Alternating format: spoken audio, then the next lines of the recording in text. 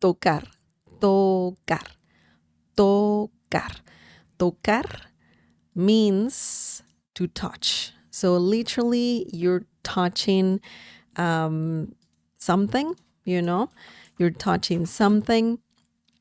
And that's one of the main meanings of this verb. It's pretty much one of the basic meanings of this verb. Tocar, yo toco, tú tocas, él toca, nosotros tocamos, and so on.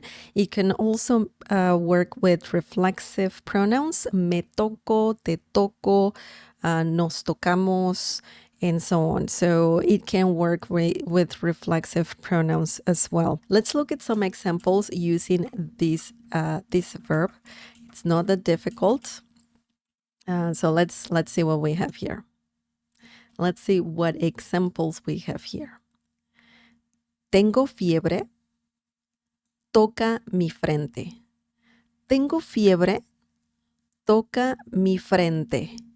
What does this mean? This means, do I have a fever? Touch my forehead. So this is a common thing. When you are feeling unwell, you may have a fever, and you're asking someone, your partner, a relative, friend, I don't know. You're asking, "Hey, do I have a fever?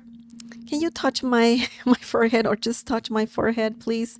I mean, you need a thermometer to be more precise, but this happens as well. Okay, so tengo fiebre. Let's break this down. Let's see how this works. Let's see how this sentence works in Spanish.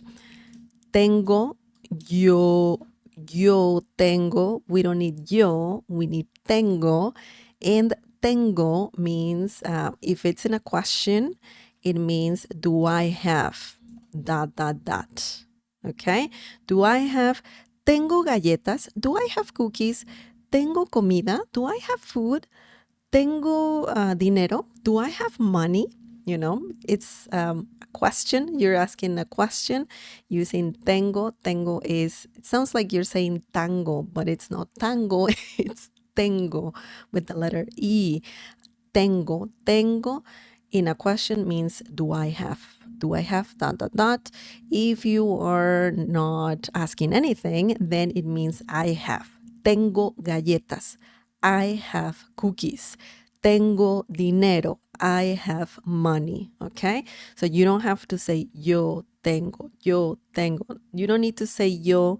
Remember, when you say yo constantly in Spanish or any other personal pronoun like tú, ella, usted, nosotros, vosotros, you can say it to be precise, but you should not say it all the time.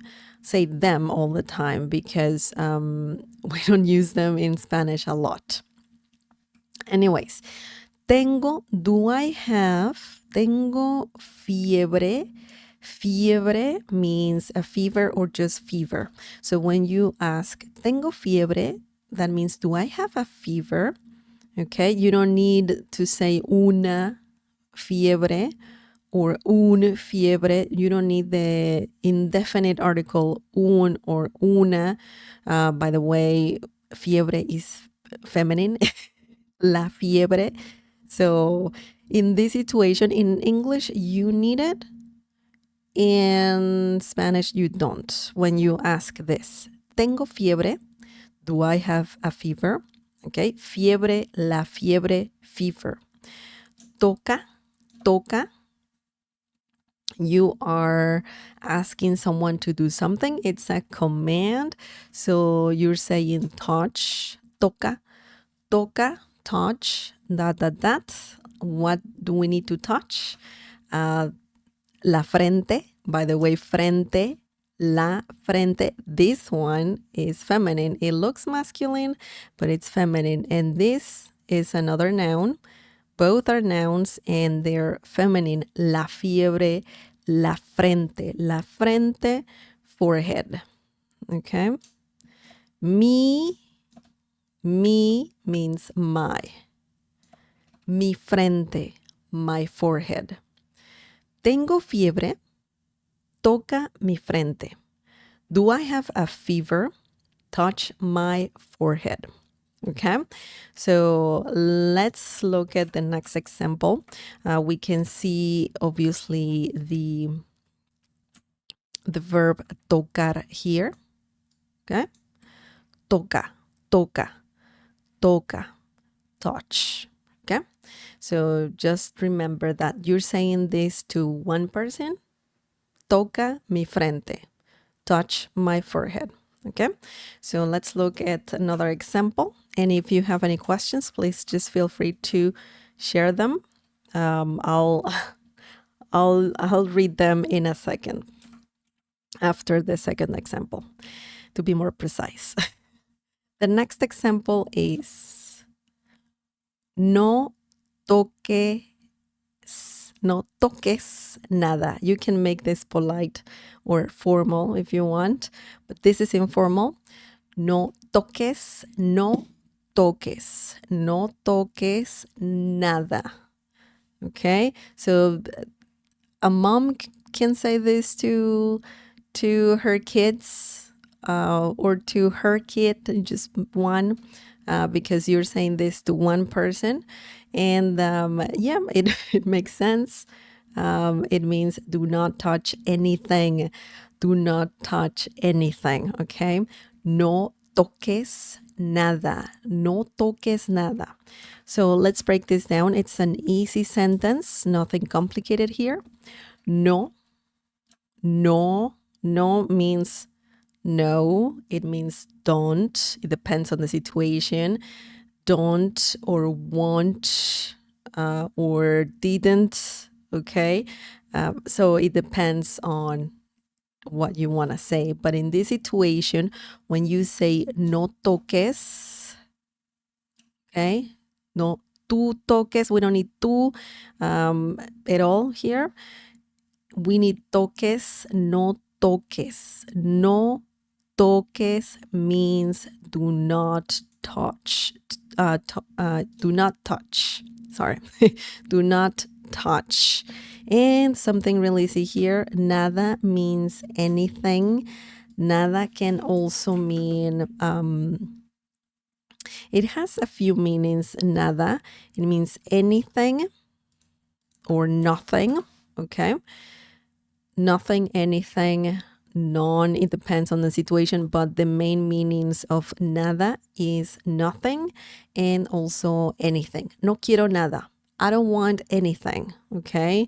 No hay nada. There's nothing, okay? So nada is a great word that means nothing and anything, and it works a lot in negative sentence. That means, you know, you need no. No tengo nada. I have nothing. No toques nada. Don't touch anything. Okay, so it works with no, the word no. Nada works with the word no. No toques nada. And here we have the verb that we're learning today. So don't touch anything. Don't touch anything. Okay, so that's a great example. Really easy, really common. And if you want to know how to say don't touch anything, there you have it. No toques nada. If you want to make this polite, maybe you're saying this to an adult, somebody else, probably, I don't know, you don't know this person or the person is older than you, then you can say, just remove the letter S and you can say no toque nada. No toque nada. And that is formal and you're saying do not touch anything, okay? In a formal way. You can even add por favor just to make it more polite. And por favor, you know what that means. It means please, okay? So por favor. Oops, oops, oops. There you have it. And yeah, that means please. Okay. And I need to fix the sentence here. No toque nada, por favor. Don't touch anything or do not touch anything, please. Excellent. Remember The main meaning of tocar is to touch, and it also works with reflexive pronouns. Me toco la cara. I'm touching my face, or I touch my face. Te tocas el brazo. You're touching your arm, or you touch your arm, and so on. So remember that this verb works with reflexive pronouns. Se, me, te, nos. Okay? Excellent, excellent. Do you guys have any questions? Any questions?